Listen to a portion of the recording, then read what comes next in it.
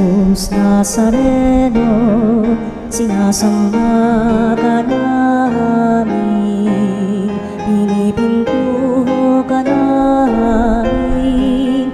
Aral mo ang aming buhay at kaligtasan, Nuestro Padre Jesus Nazareno. Iligtas mo kami sa kamatayan, ang krus mong pinamatayan ay sagisag ng aming kaligtasan. Nuestro Padre Jesus Nazareno, dinarangal ka namin. Nuestro Padre Jesus Nazareno, inulwalhati ka namin. Nuestro Padre Jesus Nazareno, inarangal ka namin. Nuestro Padre Jesus Nazareno, inulwalhati ka namin.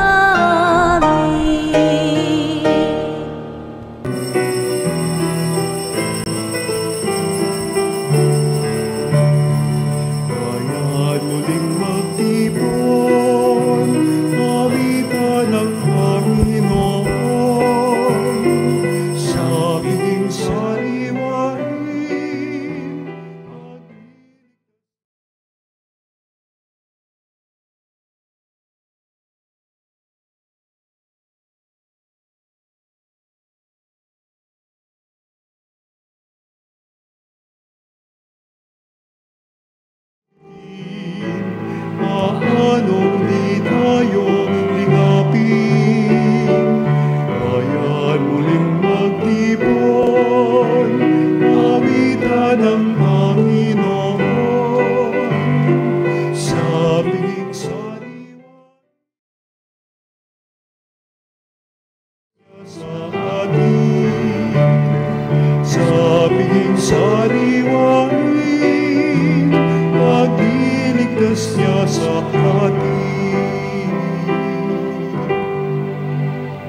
Sa ngalan ng Ama, ng Anak, at ng Espiritu Santo. Amen. Sumainyo ang Panginoon. At sumaiyo rin. Upang maging marapat tayong gumanap sa banal na pagdiriwang, aminin natin ang ating mga kasalanan.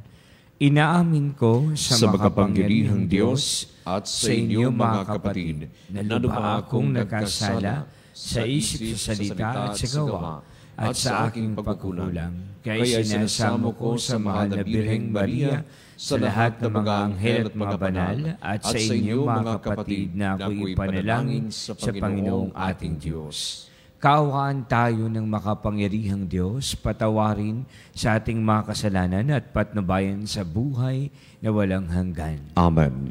Panginoon, kaawaan mo kami. Panginoon, kaawaan mo kami. Kristo, kaawaan mo kami. Kristo, kaawaan mo kami. Panginoon, kaawaan mo kami. Panginoon, kaawaan mo kami. Manalangin tayo. Ama naming makapangyarihan, tinawag mo Santa Isabel upang hanapin ang iyong paghahari sa sanlibutan. Sa pamumuhay ng may ganap na pagmamahal, ipagkaloob mong kaming pinalalakas ng kanyang pagdarasal ay masayang makatahak sa landas ng pag-ibig mong tunay. Sa pamagitan ni Jesucristo, kasama ng Espiritu Santo, magpa sa walang hanggan. Amen. Pagbasa mula sa unang aklat ng Makabeyo. Noong mga araw na iyon, may sumipot na masamang binhi. Ito'y si Antioco Epiphanes, ang anak ni Haring Antioco. Siya'y isa lamang bihag sa Roma bago nagmana ng kaharian. Nagsimula siyang maghari ng taong 137. Noong kapanahunan ni Antioco Epiphanes, may lumitaw na mga masamang Hudyo na ayaw sumunod sa kautusan. Bagkus ay inaakit pa ang mga mamayan na makipagkasundo sa mga hentil sa palibot nila.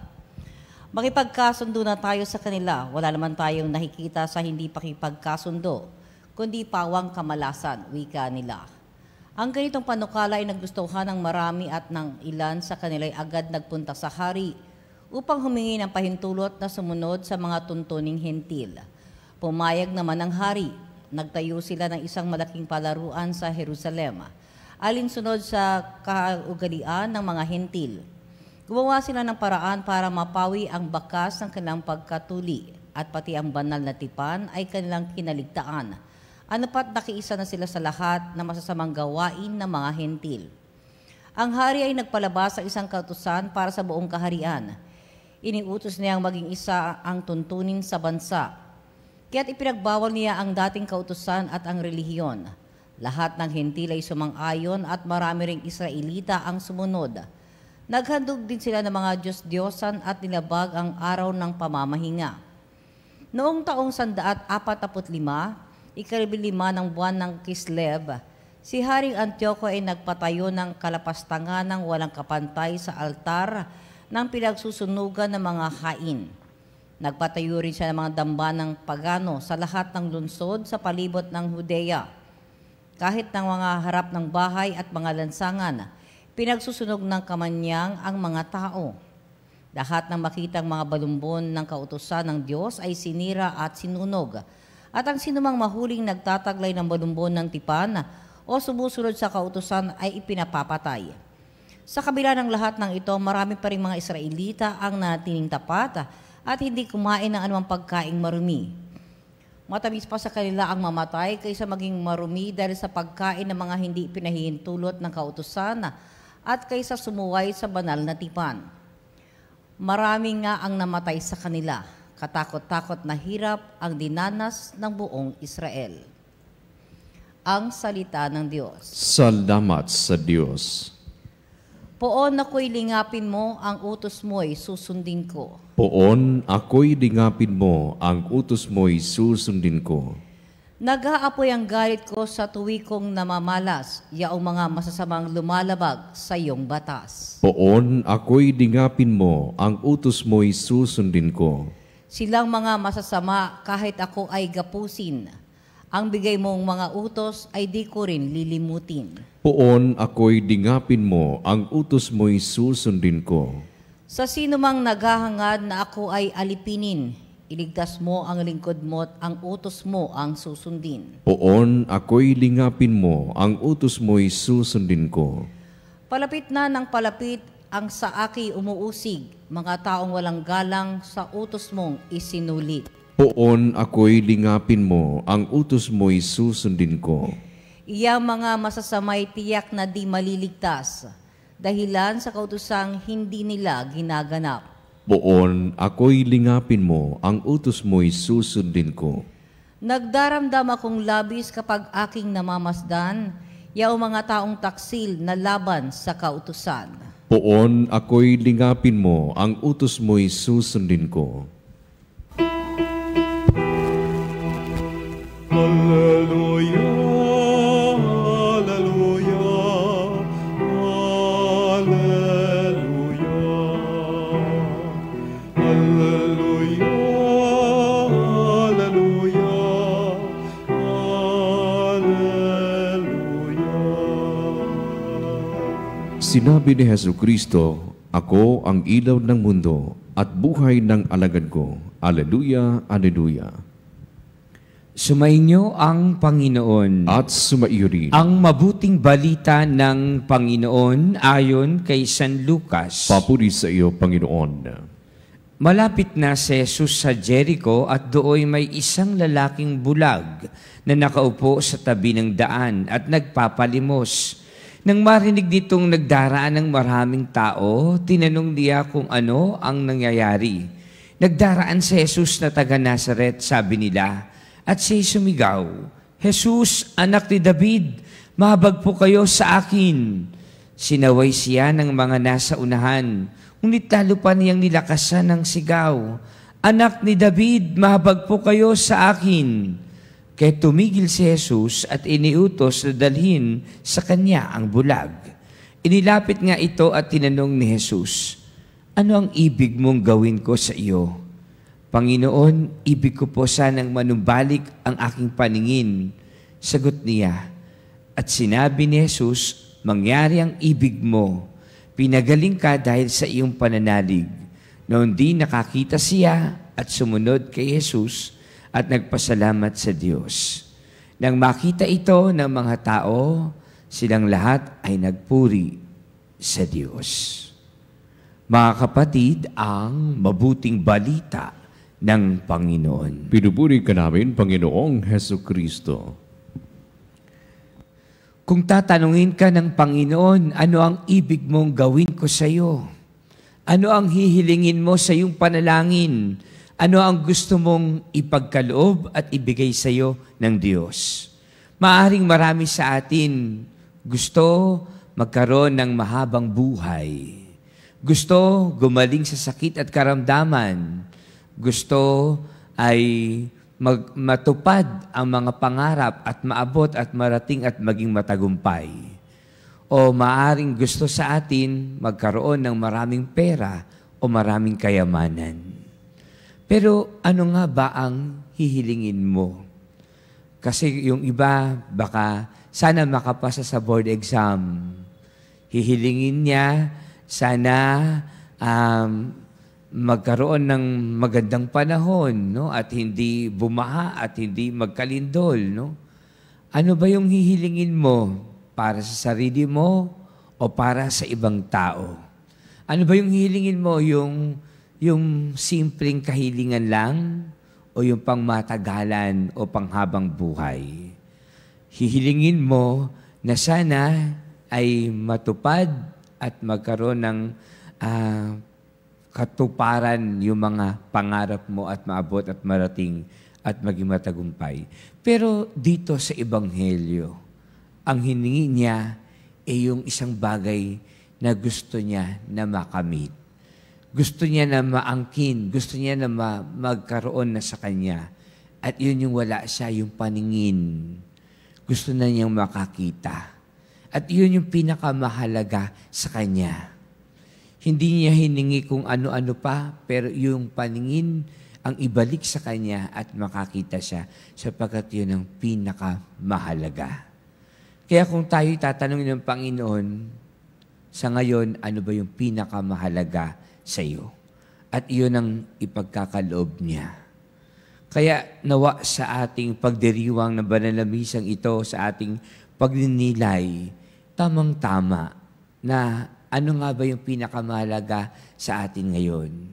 At ito nga ba'y simpleng panalangin lang o simpleng kahilingan lang o ito nga ba'y panghabang buhay na pag tinupad ng Panginoon ay tunay na kaligayahan ang ating makakamtan.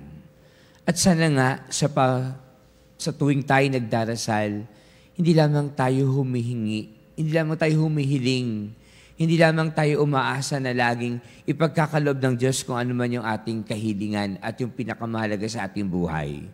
Kundi sa tuwing tayo nananalangin, ito'y nagkakaroon ng malalim na ugnayan at magandang relasyon at pagmamahal at pananampalataya sa Panginoon na ating sinasampalatayanan.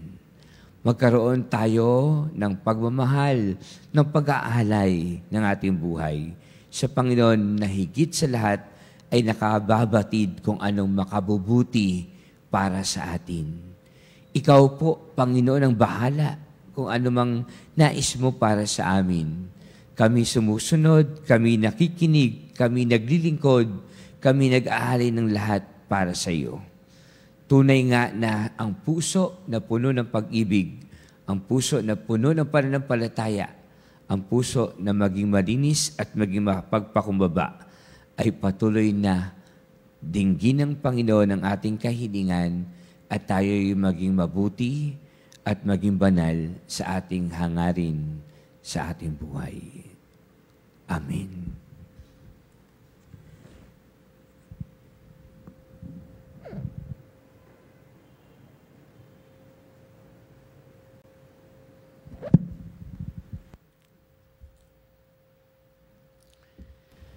Hilingin natin sa Diyos Ama na buksan ang ating mga mata upang malinaw nating makita ang Kanyang daan at sundan siya ng buong puso.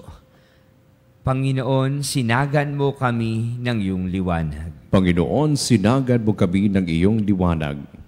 Ang mga pinuno ng simbahan, sa pamamagitan ng kanilang huwarang pamumuhay, naway maipakita sa atin ang daan patungo sa kaharian ng Diyos Amang nasa langit, manalangin tayo sa Panginoon. Panginoon, sinagan mo kami ng iyong liwanag. Sa pamamagitan ng ating paggawa ng kabutihan, naway palagi nating bigyan pansin ang mga hinatulan, tinanggihan, at hindi minahal sa ating lipunan. Manalangin tayo sa Panginoon. Panginoon, sinagan mo kami ng iyong liwanag. Katulad ng bulag sa Jericho, tayo naway magkaroon ng matatag na pananalig sa makapagpagaling na presensya ni Jesus at sundan siya sa daan ng buhay. Manalangin tayo sa Panginoon. Panginoon, sinagan mo kami ng iyong liwanag. Ang mga may sakit at mga nagdurusa sa kalubuan ng paningin at pagiging bulag, naway makatagpo ng kagalingan at kasiyahan. Manalangin tayo sa Panginoon. Panginoon, sinagan mo kami ng iyong liwanag. Ang mga yumao, naway tumanggap ng walang hanggang kapayapaan at liwanag sa kaluwalhatian at kaharian ng Diyos. Manalangin tayo sa Panginoon. Panginoon, sinagan mo kami ng iyong liwanag. Ama naming nasa langit, punuin mo kami ng iyong pagmamahal. Pawiin mo ang kadiliman sa aming buhay upang mabuhay kami sa liwanag ni Kristo, ang iyong anak na nabubuhay at naghahari kasama mo ngayon at magpakailanman. Amen. Ang ibig mo, ang gamit ko, lahat ng ito'y nagmula sa iyo.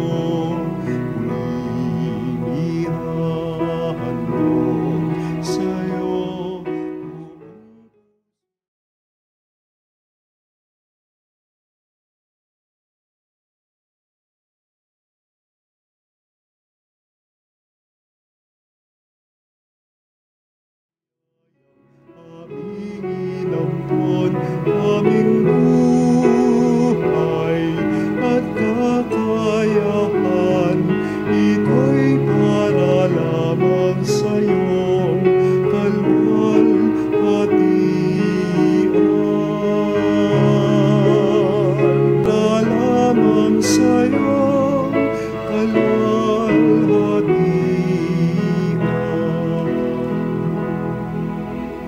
Manalangin kayo mga kapatid upang ang paghahain natin ay kalugdan ng Diyos Amang makapangyarihan. Tanggapin nawa ng Panginoon itong paghahain sa iyong mga kamay, sa kapurihan niya at karangalan, sa ating kapakinabangan at sa buong sambayanan niyang banal. Ama naming lumikha, tanggapin mo ang aming mga alay na nasa dambana ngayong Santa Isabel ay aming ginugunita. Ipagkaloob mong kaming pinalaya sa hadlang na makalupa ay tanging sa iyo lamang maging mariwasa. Sa pamamagitan ni Jesucristo, kasama ng Espiritu Santo, magpasawalang hanggan. Amen. Sumainyo ang Panginoon. At sumaiyo rin. Itaas sa Diyos ang iyong puso at diwa. Itinaas na namin sa Panginoon. Pasalamatan natin ang Panginoong ating Diyos. Marapat na siya ay pasalamatan. Ama naming makapangyarihan, tunay ngang marapat na ikaw ay aming pasalamatan. Ikaw ay nagdiningning sa piling ng mga banal na ikinarangal mo sa kanilang kabutihan. Ibinibigay mo silang huwaran namin araw-araw at katuwang sa pagsamba sa iyong kamahalan. Sa pamagitan ng anak mong sa Jesucristo, kami naliligid ng mga banal na tao. Sila ay mga saksi na ang pananalig sa iyo ay magaganap namin sa ikararangal mo. Kaya kaisa ng mga anghel na nagsisiawit ng papuri sa iyo, nang walang humpay sa kalangitan, kami nagbubunyi sa iyong kadakilaan.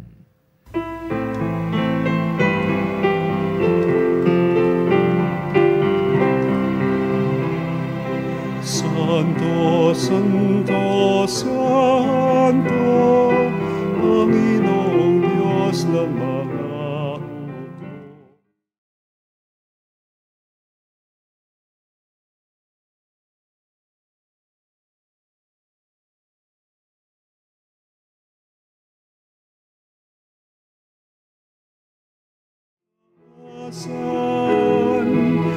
pinagpalaan na paririto sa ngalan ng Panginoon. Sana sa kaitaasan.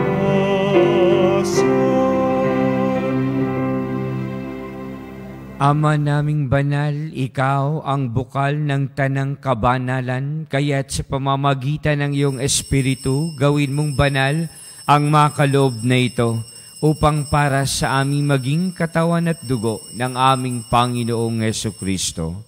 Bago niya pinagtiis ang kusang loob na maging handog, hinawakan niya ang tinapay. Pinasalamatan kanya, pinaghati-hati niya yun, iniabot sa kanyang mga alagad at sinabi, "Tanggapin ninyong lahat ito at kanin, ito ang aking katawan na ihahandog para sa inyo."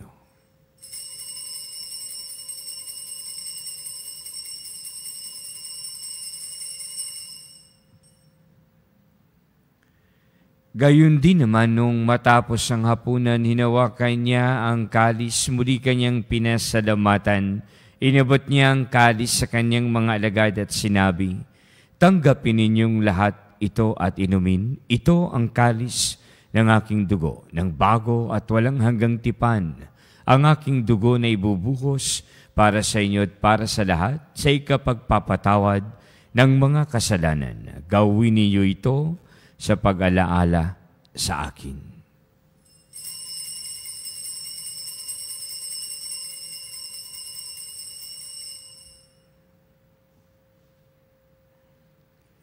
Ipagbunyi natin ang misteryo ng pananampalataya.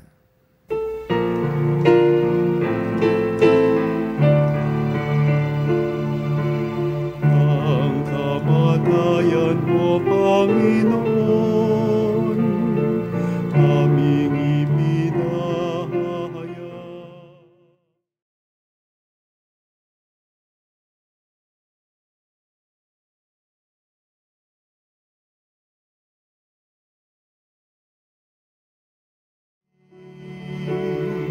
Hanggang sa iyong pagbabalik.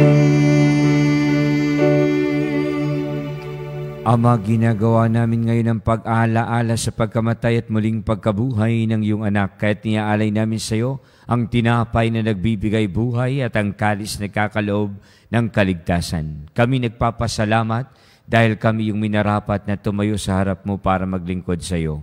Isinasama namin kami magsasalo-salo sa katawan at dugo ni Kristo ay mabuklod sa pagkakaisa sa pamamagitan ng Espiritu Santo. Ama, lingapin mo ang iyong simbahang laganap sa buong daigdig. Puspusin mo kami sa pag-ibig. Kaisa ni Leo na aming Papa at ni Elias na aming Obispo at ng Tanang Kaparian. Alalahanin mo rin ang mga kapatid naming nahimlay na may pag-asang muling mabubuhay, gayon din ang lahat ng mga pumanaw. Kaawaan mo sila at patuloyin sa iyong kaliwanagan. Kaawaan mo at pagindapatin kaming lahat na makasalo sa iyong buhay na walang wakas. Kaisa ng mahal na Birheng Maria na Ina ng Diyos, ni San Jose na kabiyak ng kanyang puso, kaisa ng mga apostol at lahat ng mga banal, Santa Isabel, na namuhay dito sa daigdig ng kalugod-lugod sa iyo, maipagdiwang nawa namin ang pagpupuri sa ikararangal mo sa pamamagitan ng iyong anak na aming Panginoong Hesu Kristo.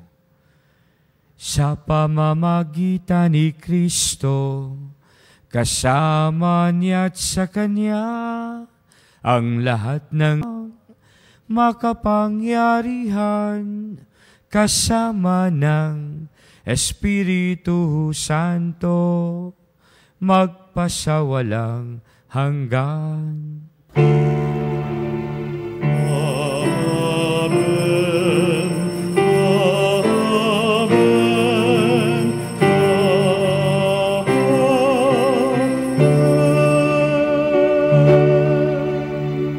Sa tagubili ng mga nakagagaling na utos sa turo ni Jesus na Panginoon natin na Diyos, ipahayag natin ng lakas loob.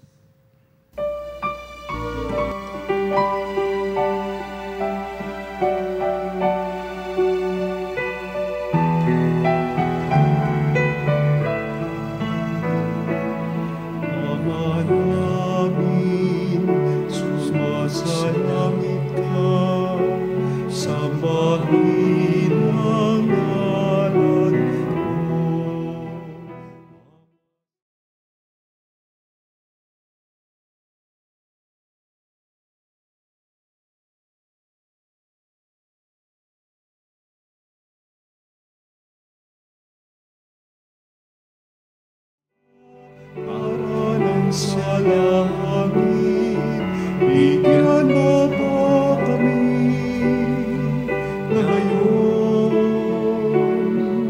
ng aming kakanin sa araw-araw.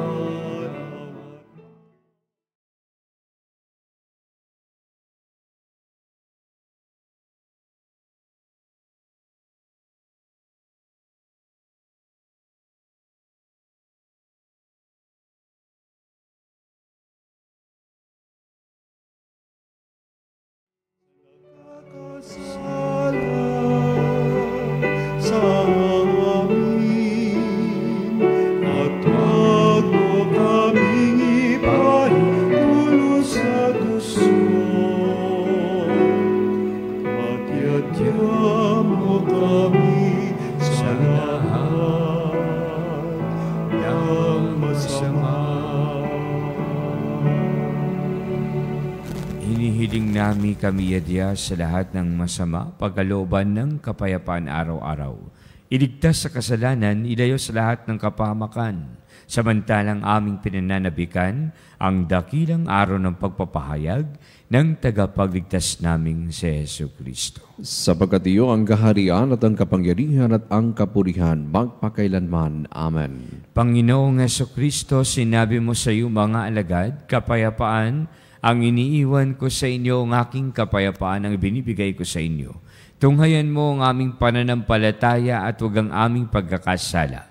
Pagkalooban mo kami ng kapayapaan at pagkakaisa ayon sa iyong kalooban, kasama ng Espiritu Santo, magpa sa walang hanggan. Amen. Ang kapayapaan ng Panginoon naway laging sumainyo. At sumaiyo rin.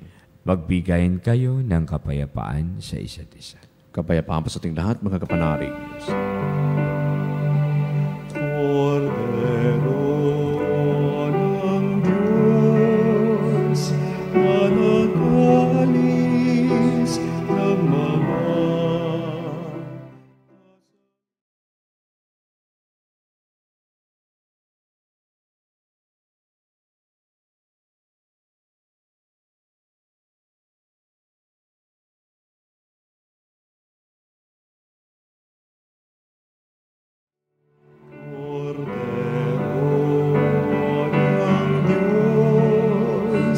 na nag-alis ng mga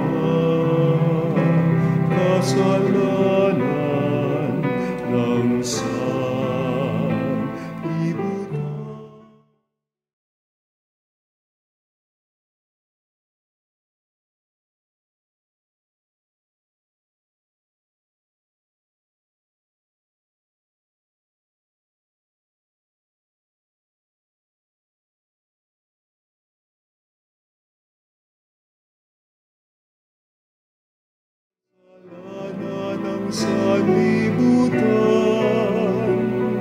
ipagkaloob mo sa amin ang kapayapaan.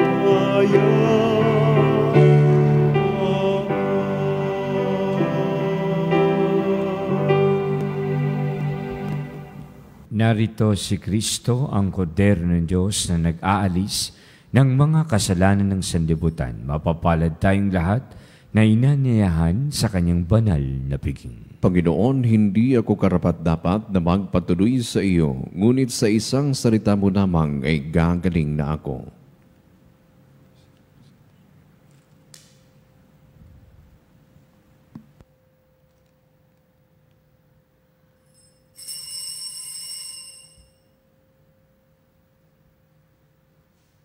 Mga kapanalig, ating dasalin ang komunyong espiritual. O Jesus, nananalig ako sa pananahan mo sa kabanal-banalang sakramento. Minamahal kita higit sa lahat at hangad ka ng aking kaluluwa. Hindi ko man matatanggap ngayon ang iyong katawan at dugo, inaasahan ko na patuloy kang mamumuhay sa aking puso.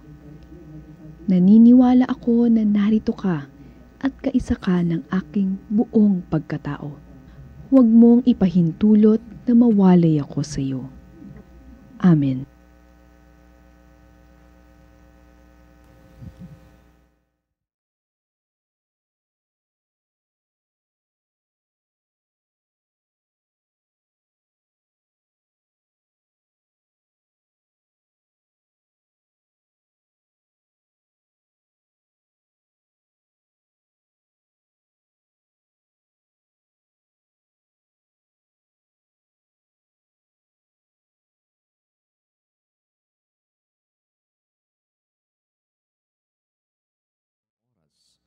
Naway tulad mo, maging bukas din ang aming puso sa paggawa ng kabutihan at sa pagtulong sa aming kapwa nang walang hinihintay na kapalit. Santa Isabel, patnubayan mo kami upang mamuhay kami sa pag-ibig.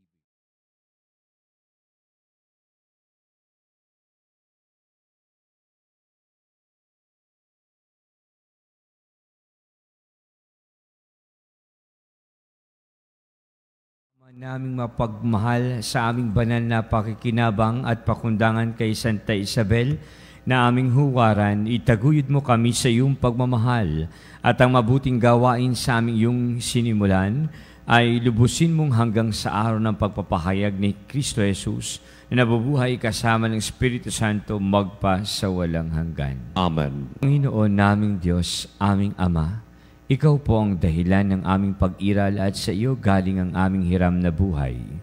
Buong kababang loob po kaming nananalangin sa iyo at nagmamakaawa. Kalugdan mo po ang mga kaluluwa ng aming mahal na kapatid.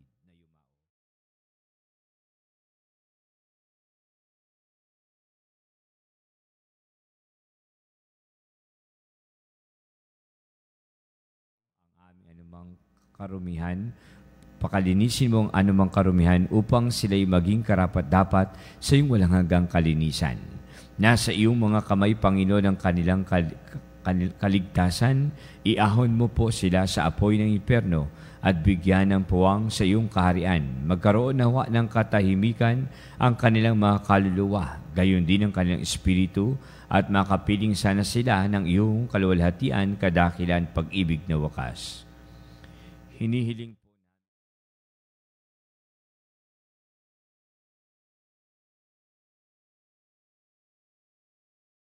kamatayan. Amen. Eternal rest grant unto them, O Lord. And let your perpetual light shine upon them. May they rest in peace. Amen. Patalastas, ina inyo ang Panginoon. At sumaiyo rin. Pagpalain kayong lahat ng makapangyarihang Diyos, Ama, Anak, at Espiritu Santo. Amen. Tapos ng ating banal na pagdiriwang, humayo kayong taglay ang kapayapaan. Salamat sa Diyos.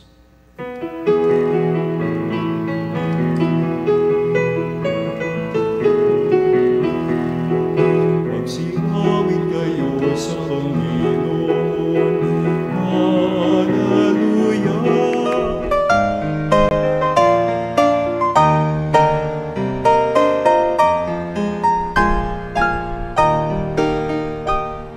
Nuestro Padre Jesus Nazareno, sinasamba ka namin, pinipintuho ka namin, aral mo ang aming buhay at kaligtasan. Nuestro Padre Jesus Nazareno, iligtas mo kami sa kamatayan, ang krus mong pinamatayan ay sagisag ng aming kaligtasan. Nuestro Padre Jesus Nazareno, dinarangal ka namin. Nuestro Padre Jesus Nazareno, inulwalhati ka namin. Nuestro Padre Jesus Nazareno, inarangal ka namin. Nuestro Padre Jesus Nazareno, inulwalhati ka namin.